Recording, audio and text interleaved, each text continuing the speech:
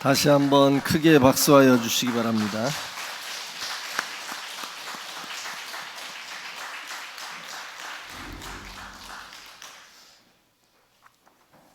주일 아침에 여러분들과 함께 예배의 자리에서 주님께 예배할 수 있음을 참으로 감사하게 생각합니다. 아주 나쁜 퀴즈가 있는데 이런 퀴즈가 있더라고요. 부모와 자식이 물에 빠지면 누굴 먼저 건질 겁니까? 이런 퀴즈가 있더라고요. 그런 퀴즈는 내면 안 됩니다. 그런 퀴즈는 절대로 내면 안 됩니다. 오늘은 어버이 주일입니다. 내년 어버이 주일까지 모두 건강하게 살아가시기를 축원합니다. 그냥 아멘만 크게 할 게 아니고 잘 들어야 돼요. 자, 내년 어버이 주일까지 모두 건강하게. 엄마 아버지만 살면 무슨 소용 있어요? 자식들도 건강하게 잘 사는 은혜가 있어야 합니다. 올해 이 자리에 계신 어른 어버이 세대들 내년 어버이 주일까지 주님 안에서 건강하시기를 다시 한번 축원드립니다. 헌법이라고 하는 것이 있습니다. 나라마다 헌법이라고 하는 게 있습니다.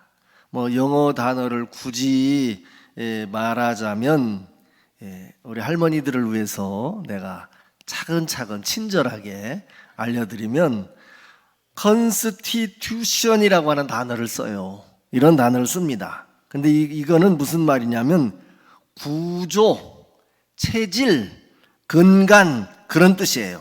그러니까 그 헌법을 보면 민주국가인지 공산국가인지 왕정인지 이런 게 나와 있습니다. 그런데 이 헌법이라고 하는 것은 바꾸기가 어려워요. 바꾸지 못하는 건 아니지만 바꾸기가 어려워요. 대부분의 나라에서 헌법을 바꾸려면 국회의원의 3분의 2 이상이 이제 가표를 던져야만 됩니다. 일반적인 법은 2분의 1이면 돼요. 그런데 헌법은 3분의 2 이상이 동그라미를 쳐야만 이제 바꿀 수가 있습니다. 우리나라도 지난번 국회의원 선거에서 야당에게 압도적인 지지를 줬지만 그러나 헌법을 바꾸고 이런 거는 쉬운 문제가 아닙니다. 그런 와중에도 우리나라가 그동안 한 9번 정도의 헌법 개정을 해왔다고 합니다. 바꾸기가 어렵기는 어렵지만 그래도 세상 헌법은 바꿀 수가 있다는 거죠.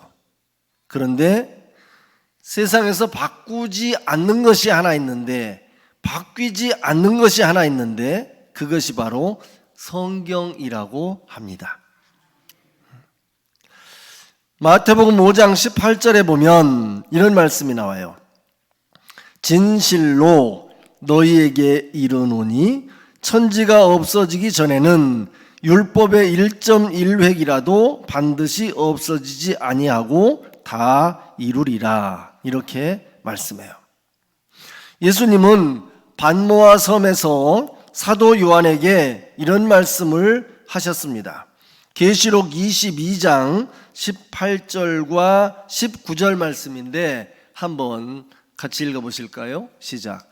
내가 이 두루마리의 예언의 말씀을 듣는 모든 사람에게 증언하노니 만일 누구든지 이것들 외에 더하면 하나님이 이 두루마리에 기록된 재앙들을 그에게 더하실 것이요 만일 누구든지 이 두루마리의 예언의 말씀에서 제하여 버리면 하나님이 이 두루마리에 기록된 생명나무와 및 거룩한 성의 참여함을 제하여 버리시리라. 아멘.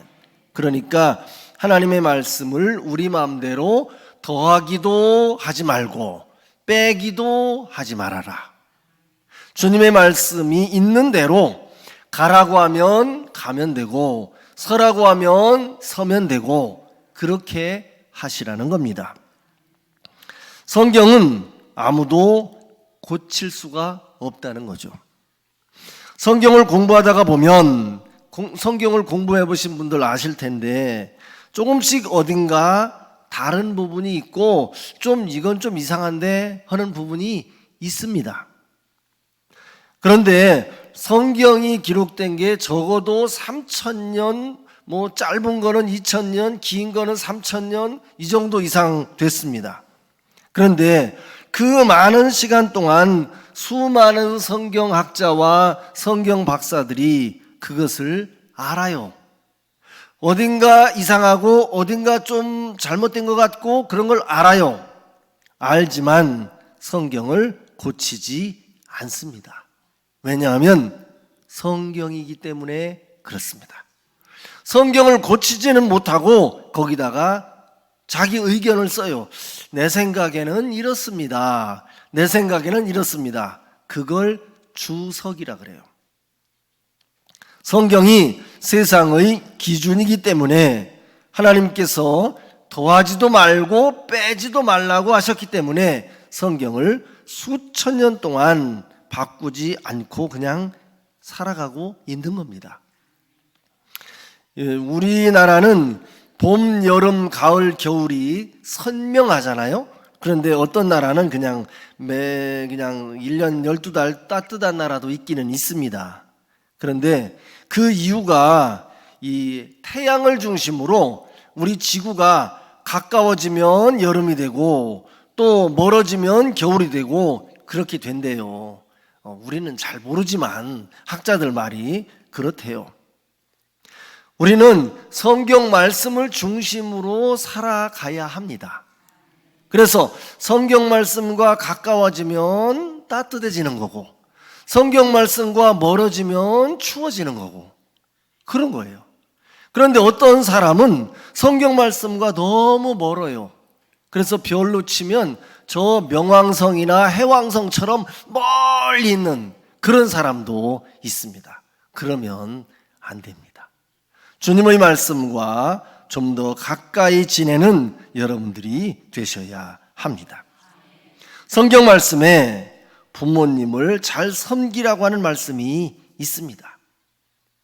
옛날에는 부모님을 잘 섬겼고 오늘날에는 부모님을 잘 안 섬기고 그런 거는 꼭 아니에요. 옛날에도 안 섬기는 사람들이 있었고 지금도 잘 섬기는 사람들이 있고 그렇습니다. 옛날에 그런 게 있었다고 해요. 인생 70 고려장 이런 말이 있더라고요. 인생 70 고려장. 이제 연세가 들고 병 들고 오면 갔다가 어디다가 버리는 사람들이 있었대요. 옛날에도. 얼마 전 뉴스에도 보니까 중국에서도 연세가 많은 할머니를 산속 깊은 데다 갖다가 누가 버렸어요. 그 할머니가 안 보이니까 이제 경찰에 신고해서 찾았습니다. 결국 찾았어요. 근데 할머니가 제일 먼저 한 말이 우리 아들 벌 주면 안 돼요. 이랬다고 해요. 아들은 할머니를 갖다 버렸지만 엄마는 우리 아들 벌 주지 말라고 했다고 해요. 지금도 부모님 잘 섬기는 효자들이 있습니다. 우리 교회에서는 제일 효자는 문재신 권사님이라고 생각해요. 제가 볼 때. 그런 효자는 없다고 봐요. 제가 볼 때. 이제 이번에 어머니가 돌아가셨는데 제가 어제 그저께 그 밤중에도 이제 임종 때문에 한번 가서 봤는데 얼마나 이 아들이 엄마를 그냥 절절한지 그래서 요즘도 저런 효자가 있기는 있구나 그런 생각이 들었어요. 성경은 부모님을 공경하라고 하십니다. 그런데 어떤 때는 부모님을 모시는 것이 좀 멀리 밀려갈 때가 있고 어떤 때는 또 자식 쪽으로 가까이 갈 때가 있고 그런 거지, 뭐 부모님을 미워하거나 자식만 위하거나 그런 거는 아니에요. 그냥 왔다 갔다 하면서 사는 거죠. 오늘 성경에 나온 부모님에 대한 자녀들의 태도에 관해서 잠시 말씀을 드려보려고 해요. 성경은 간단해요. 부모를 공경하여라. 그리고 부모님을 공경하면 주님이 복을 주신다. 간단해요. 출애굽기 20장 12절에도 가면 내 부모를 공경하라, 이런 말씀이 나오고, 성경에 자식을 공경하라 이런 얘기는 없어요. 성경에는 자식은 사랑할 대상이지 공경할 대상은 아니죠. 이 공경이라고 하는 말의 원의는 중시한다, 가치를 둔다, 그런 뜻이에요. 연세가 드신 어른들을 뒷방으로 밀어내야 할 존재가 아니라 집이 무너지지 않게 숨겨진 기둥과 같은 분들이에요. 노인을 그냥 뒷방으로 밀어버리는 게 아니고 노인들이야말로 우리가 있게 한 숨은 기둥들과 마찬가지입니다. 그래서 부모님을 우선순위에 두며 살아가야 합니다. 자식보다 부모가 앞에 있어야 하는 것은 마땅한 거예요. 이게 하나님의 법입니다.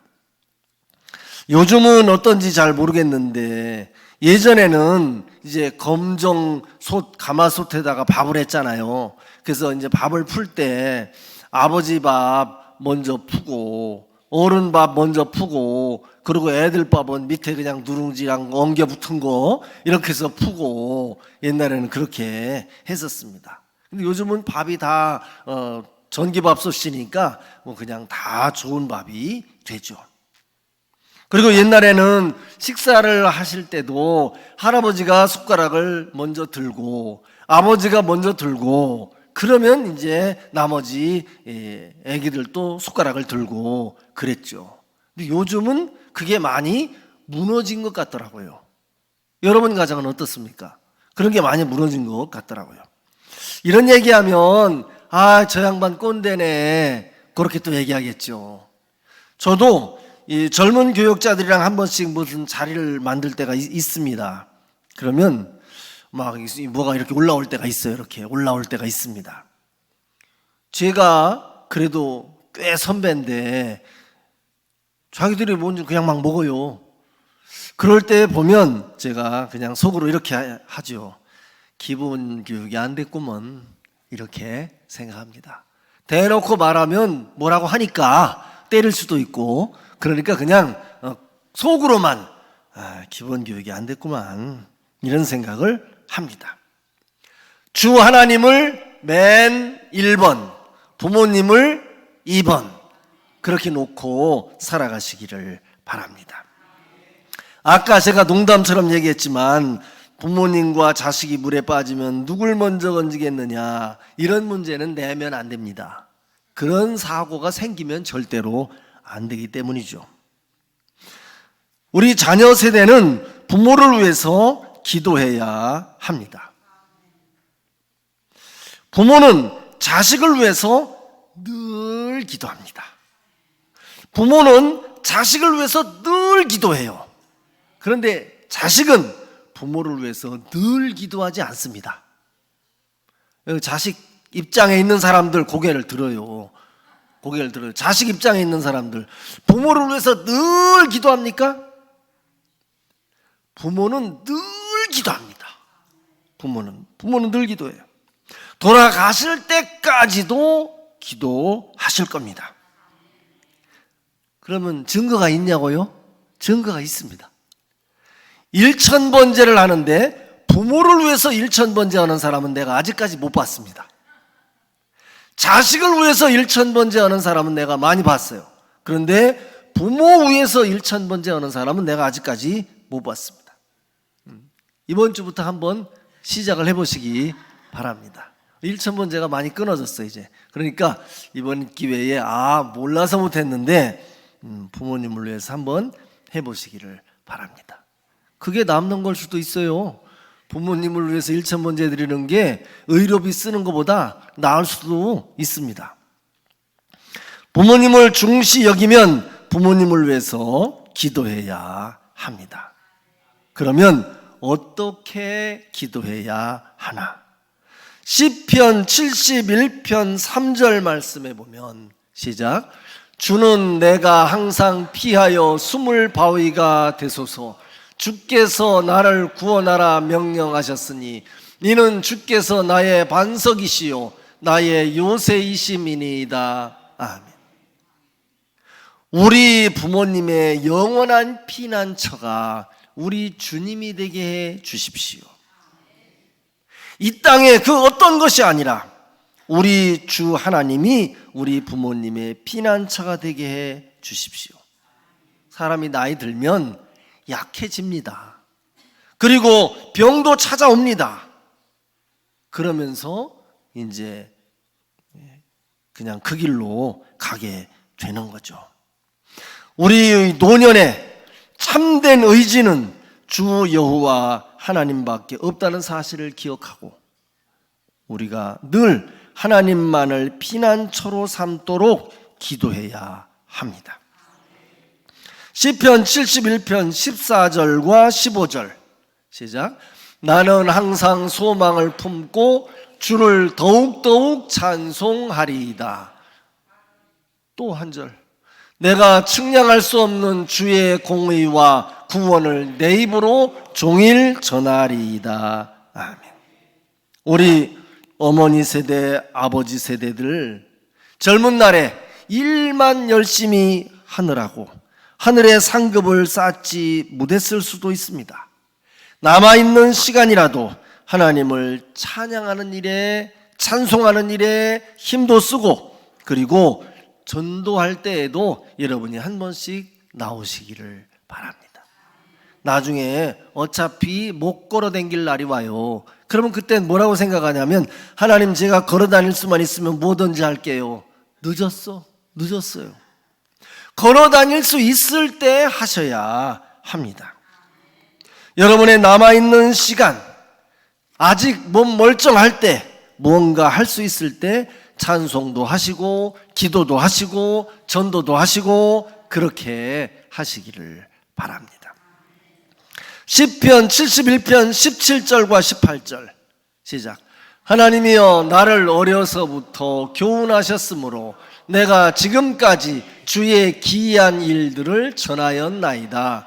하나님이여 내가 늙어 백발이 될 때에도 나를 버리지 마시며 내가 주의 힘을 후대에 전하고 주의 능력을 장래 모든 사람에게 전하기까지 나를 버리지 마소서. 아멘. 여기 보면 두 번이 나와요. 나를 버리지 마소서. 나를 버리지 마소서. 연세가 드신 여러분, 끝이 좋아야 좋은 겁니다. 젊어서 아무리 잘 나갔어도 늙어서 별로면 사실 별로인 거예요. 자식들에게, 사람들에게, 주변인들에게 늙어서 버림받지 않는 그런 은혜가 여러분들에게 있기를 바랍니다. 우리 젊은 세대는 어른 세대를 위해서 늘 기도하고 그리고 챙기고 케어할 필요가 있습니다. 그러려면 우리 어버이 세대가 주님 안에 늘 거할 수 있도록 기도하고 또 챙기고 봉양하는 일에 힘을 써야 할 것입니다. 자식 사랑을 보통 내리사랑이라 그래요. 내리사랑. 그건 무슨 뜻이에요? 사랑이 내려간다 이 말이에요. 그러면 부모님 사랑은 무슨 사랑이라고 합니까? 치사랑. 무슨 뜻이에요? 올라간다 이 말이에요. 여러분, 내려가는 게 쉬워요? 올라가는 게 쉬워요? 내려가는 건 가만히 있어도 내려가. 그런데 올라가는 거는 못 올라가요. 그래서 자식 사랑은 저절로 돼요. 그런데 부모 사랑은 억지로 해도 될까 말까. 그래서 힘든 거예요. 부모 사랑은 힘들어요. 올리는 거는 힘들어요. 중력 법칙에 의해서 세상 사는 다 밑으로 내려갑니다. 사랑도 그냥 내려가요. 저절로 내려가요. 자식 사랑은 사랑하라고 안 해도 그냥 사랑을 해요. 그런데 부모 사랑은 잘 안 됩니다. 그래서 효도를 잘 하지 못하면 효도 흉내라도 내자. 시작. 네. 효도를 잘 못하겠으면 그냥 효도 흉내라도 내보시기를 바랍니다. 오늘 보니까 저쪽에 우리 판이 나왔는데 참 며느리 잘 봤어요. 며느리 진짜 잘 봤어요. 왜 표정을 흐뭇하게 안 지으시지? 며느리 잘 봤다는데. 하나님께서 정말 신앙 안에서 부모님을 잘 섬길 수 있는 이런 며느리 또 부모 관계 될 수 있다는 것은 정말 복받은 거라고 생각을 합니다. 오늘 성경에 효자에게, 효도하는 사람에게 어떤 복을 주시나 성경은 이렇게 이야기합니다. 자녀들이여 너희 부모를 주 안에서 순종하라. 이것이 옳다. 네 아버지와 어머니를 공경하라. 이것이 약속 있는 첫 계명이고 그리고 네가 땅에서 잘 되고 장수할 것이다. 이렇게 말씀해요. 여기서 이 땅에서 잘 된다, 잘 된다, 이 잘 된다라고 하는 말의 영어 단어를 보면 well이라고 하는 단어를 써요. well, be well with you라고 씁니다. 내가 잘 된다.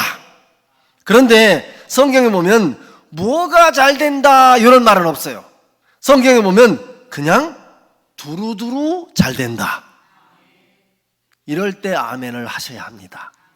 두루두루 잘 된다. 아까 하셨어야 합니다. 아까. 지금은 타이밍을 놓쳤어요.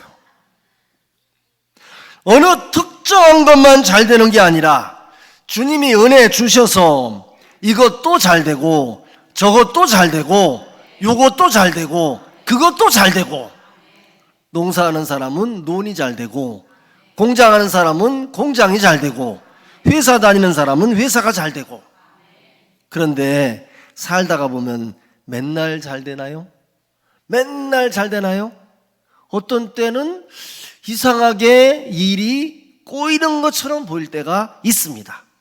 그럴 때에도 결국에는 형통할 줄로 믿으시기를 바랍니다.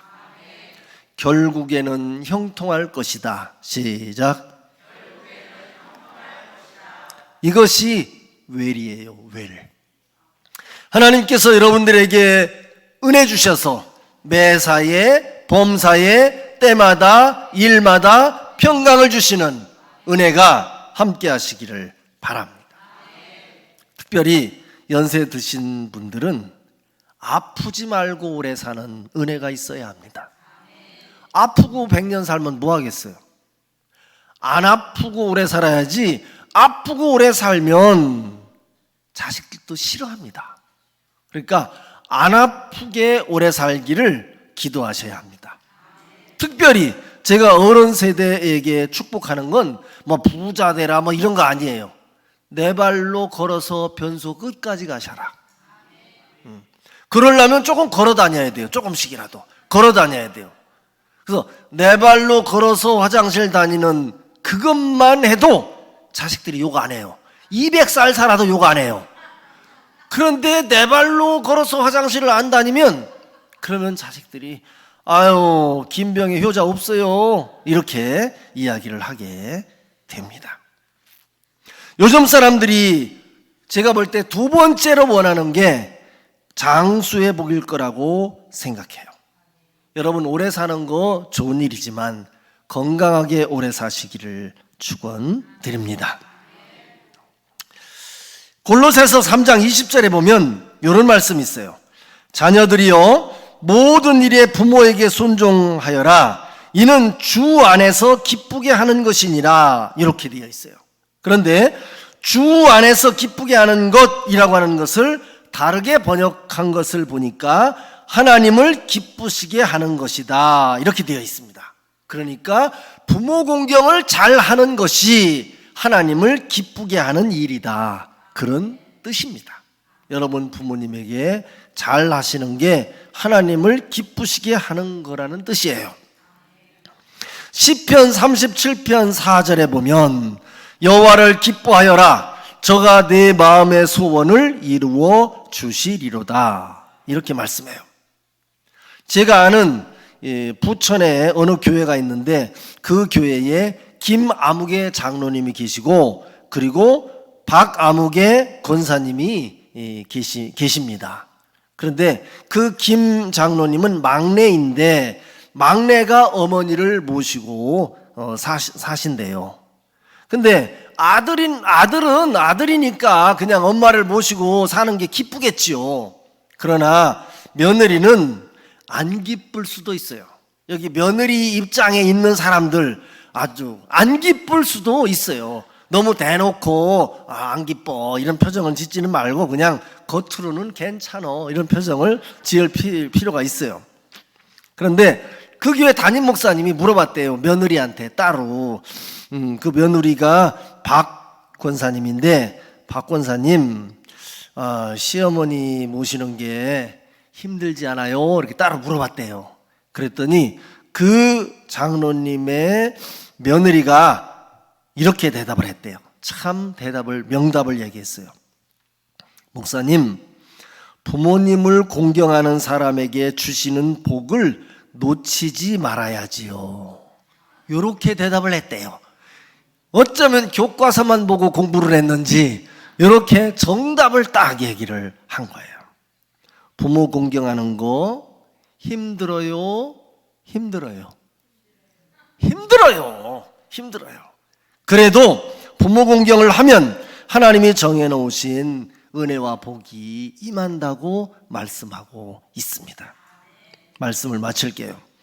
부모를 공경하는 모든 사람에게 주시는 주님의 복이 예비되어 있습니다. 힘들고 어려워도 살아계시는 동안 부모님께 잘하는 모든 주님의 백성들 되시기를 축원합니다. 기도하겠습니다.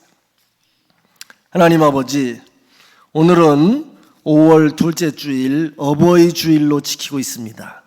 우리 어버이 세대들 어려운 시대, 가난한 시대, 힘든 시대 전쟁 겪으면서 젊은 사람들을 길러냈습니다. 주님, 남아있는 시간 동안 건강하게 살아갈 수 있는 복을 허락하여 주옵소서. 예수 그리스도 이름으로 기도드립니다. 아멘. 여러분의 두 손을 머리 위에 한번 올려놓으세요. 아버지 하나님, 이 시간 주의 백성들 머리 위에 우리 예수님 손 얹어 주옵소서. 그래서 올 한 해도 잘 살고 내년 어버이 주일까지도 우리 어버이들 강건하게 지켜 주옵소서. 지금은 교회의 머리가 되시는 예수 그리스도의 은혜와 독생자 예수님을 우리를 위해 보내주신 아버지 하나님의 크신 사랑과 성령님께서 임마누엘 함께 하시는 은총이 오늘 말씀 듣고 부모님을 더욱 공경하며 살기로 결심한 주님의 종들 머리 위에 지금부터 영원까지 항상 함께 하시길 축원하옵나이다. 아멘.